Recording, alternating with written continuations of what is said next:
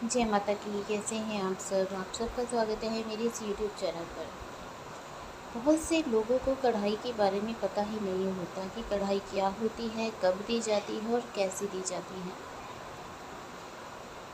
तो कढ़ाई के बारे में ही पूरी जानकारी आज हम लेकर आए हैं। वीडियो में एंड तक बने रहिए। अगर आप मेरे चैनल पर नए हैं तो चैनल को सब्सक्राइब कीजिए, बेल आइकन दबाइए ताकि हमारे द्वारा अपलोड की गई हर वीडियो की नोटिफिकेशन आपको मिल सके। तो चलिए बढ़ते हैं वीडियो में आगे।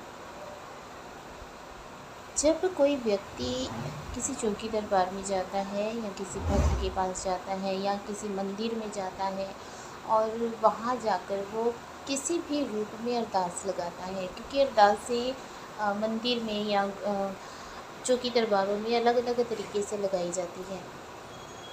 कुछ लोग पैसे पर मूली बांध कर अरदास लगाते हैं, कुछ नारियल से अरदास लगाते हैं, कुछ कपड़े में बांध कर कुछ सामग्री फिर अरदास लगाते हैं। इसलिए अलग अलग प्रकार से जो अरदास है वो लगाई जाती है। अरदास लगाने के बाद जब आपकी मनोकामना पूर्ण हो जाती है, आपने जो अरदास लगाई है वो अरदास पूरी हो जाती है और उस अरदास पूर्ण होने के फलस्वरूप आपने जो भी उस समय अरदास लगाते वक्त जो आपने भगवान से मांगा था वो आपको मिल जाता है, आपकी मन्नत पूरी हो जाती है। तो उसको जो धन्यवाद भोग फिर बाद में आप जिस देवी देवता को अरदास लगाते हैं उनको अर्पित करते हैं। धन्यवाद भोग जब किसी दरबार में, चौकी में जाकर या किसी मंदिर में जाकर आप अर्पित करते हैं अपने देवी देवता को, उसको कढ़ाई बोला जाता है। धन्यवाद भोग को कढ़ाई बोला जाता है। जो कढ़ाई होती है, जब आप कढ़ाई लेकर जाते हैं किसी मंदिर में या चौकी दरबार में, तो उस समय आप भगवान का शुक्रिया अदा करने के लिए जाते हैं कि आपने हमारी इस मनोकामना को पूरा किया, हम आपके बहुत शुक्रगुजार हैं। आप अपना नाम वगैरह लेकर फिर ये इस प्रकार से प्रार्थना करते हैं कि आपने हमारी अर्जी स्वीकार की, अरदास स्वीकार की और हमारा ये काम बना। उसलिए हम खुशी से इस कढ़ाई को लेकर आए हैं, इस भोग को लेकर आए हैं, इस भोग को स्वीकार करें। इस प्रकार से कहा जाता है, ठीक है। धन्यवाद भोग की जो कढ़ाई होती है उसमें अलग अलग सामग्रियां भी कई बार होती हैं। कई लोग सिर्फ एक ही सामग्री की अरदास लगाते हैं। जैसे वो बोलते हैं कि हमारी ये अरदास पूरी हो जाएगी तो हम माता रानी को कंगन चढ़ाएंगे या हम सोने की नथ चढ़ाएंगे या हम मुकुट चढ़ाएंगे। इस प्रकार से एक वस्तु की अरदास लगाई जाती है, ठीक है। लेकिन कई बार लोग कढ़ाई की अरदास लगाते हैं। उस कढ़ाई में माता रानी का चोला होता है, श्रृंगार का सामान होता है, चूड़ा होता है, कलीरे होते हैं, मिठाई होती है, फल होता है और दक्षिणा होती है। इसके अलावा भी आप और भी चीज़ें इसमें डाल सकते हैं आपकी श्रद्धा के अनुसार, ठीक है। तो ये सब चीज़ें लेकर फिर जाया जाता है चौकी दरबार में या मंदिर में जहाँ आपने अरदास लगाई है। इसमें हलवे चने के प्रसाद के लिए सूखा जो सामग्री होती है वो भी डाली जाती है, जैसे कि सूजी, काले चने, देसी घी, चीनी, ठीक है। ये सब चीज़ें डाली जाती है। सूखे मेवे भी डाले जाते हैं। कुछ लोग सूखा मेवा डालते हैं, कुछ लोग नहीं डालते हैं। ये अपनी श्रद्धा पर निर्भर करता है और अपनी जेब पर भी निर्भर करता है, सीधी सी बात है। तो इस प्रकार से जो कढ़ाई होती है उसको तैयार किया जाता है। कढ़ाई लेकर फिर जब भोग प्रसाद चढ़ाने के लिए जाया जाता है, तो जिस दिन आपने अरदास लगाई होती है, जैसे आपने शनिवार को अरदास लगाई है तो आपकी कढ़ाई जो है वो शनिवार को चढ़ती है, मंगलवार को लगाई है तो मंगलवार को चढ़ती है। तो फिर आप कढ़ाई लेकर जब जाते हैं, अपना नाम वगैरह बोलकर, अपनी अरदास पूरे होने पर कुछ लोग नंगे पाँव जाते हैं कढ़ाई लेकर, कुछ लोग दंडोत करते हुए जाते हैं, ठीक है। तो जिस प्रकार से किसी ने मन्नत मांगी होती है, उस प्रकार से वो अपनी मन्नत को पूरा करते हुए कढ़ाई को लेकर जाते हैं। कई लोग बहुत दूर से पैदल चलकर जाते हैं, वो किसी ऑटो रिक्शा में या बस में या ट्रेन में सफ़र करके नहीं जाते हैं।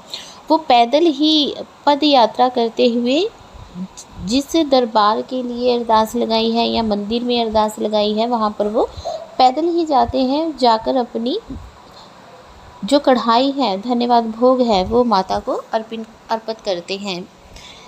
तो इस प्रकार से धन्यवाद भोग दिया जाता है। धन्यवाद भोग जब आप भगवती को या अपने किसी भी इष्ट को, जिसको आपने अरदास लगाई है, वो जब आप धन्यवाद भोग की धन्यवाद भोग जब आप भगवती को चढ़ा देते हैं या इष्ट को चढ़ा देते हैं, उसके बाद आपकी जो मनोकामना पूर्ण होने का आशीर्वाद आपको मिला था, वो और भी पक्का हो जाता है।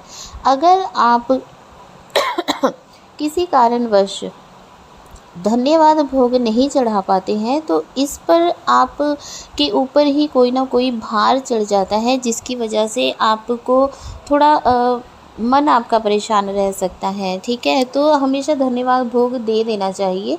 कभी भी धन्यवाद भोग को पेंडिंग नहीं रखना चाहिए कि चलो हम फिर कभी चढ़ा देंगे, क्योंकि बहुत से लोग हैं वो ये कहते हैं कि हमारी जॉब लगेगी तो जो पहली सैलरी आएगी हम उसमें से धन्यवाद भोग देंगे। तो इस प्रकार से आपको वो धन्यवाद भोग पहली सैलरी में से ही देना चाहिए। अगर आप धन्यवाद भोग किसी कारणवश उस सैलरी में से नहीं दे पाते हैं, तो यहाँ पर कुछ ठीक नहीं होता, क्योंकि जो अरदास जिस प्रकार से लगाई गई है, वो पूरे होने के बाद जिस प्रकार से आपने धन्यवाद भोग देने की बात स्वीकार की होती है,